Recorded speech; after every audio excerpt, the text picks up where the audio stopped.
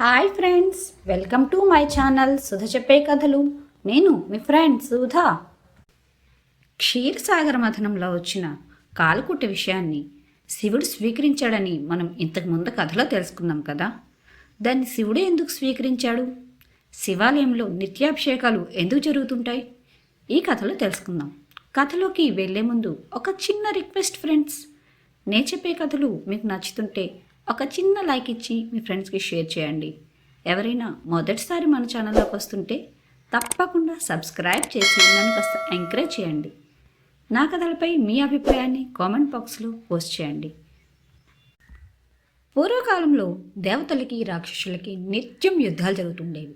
రాక్షసులు ఎల్లప్పుడూ దేవతల్ని హింసిస్తూ ఉండేవారు.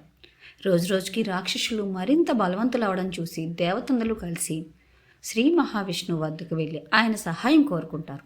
అప్పుడు శ్రీ మహావిష్ణువు వారికి ఇలా చెప్తాడు, మీరంతా వెళ్ళి క్షీరసాగరాన్ని చిలకండి. అప్పుడు అందులోంచి అమృతం పుడుతుంది. ఆ అమృతాన్ని మీరు స్వీకరించినట్లయితే మరింత బలవంతులై అమరత్వం పొందుతారు. కానీ ఇందుకోసం మీరు రాక్షసుల సహాయం తీసుకోవాల్సి ఉంటుంది అని చెప్తాడు. కానీ రాక్షసుల సహాయం తీసుకోవాలి అనే ధైర్యం చేయలేక దేవతలు ఆగిపోతారు. ఒక్కసారి కొంతమంది రాక్షసులు వెళ్ళి దేవతల్ని హింసించబోతుంటే రాక్షసరాజైన బలిచక్రవర్తి వాళ్ళను ఆపి క్షీరసాగర మథనాన్ని వివరిస్తాడు. అప్పుడు ఆ రాక్షసులు క్షీరసాగర మథనానికి ఒప్పుకుంటారు. దేవతలు మరియు రాక్షసులు కలిసి క్షీరసాగరాన్ని చిలుకుతుండగా మొదట హాలాహలం పుట్టింది.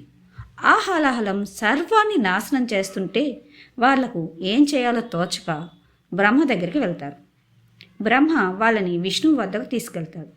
అప్పుడు బ్రహ్మ విష్ణువు కలిసి కైలాసంలో ఉన్న శివుడి వద్దకు వెళ్ళి క్షీరసాగర మథనం జరుపుతుండగా వచ్చిన దాన్ని అగ్రతాంబూలంగా స్వీకరించమనగా శివుడు అది హలాహలం అని గ్రహించి పార్వతితో సేవించమంటావా అని అడుగ్గా, సకల సృష్టిని రక్షించడానికి మీరు ఏం చేసినా నాకు సమ్మతమే అంటుంది పార్వతీదేవి.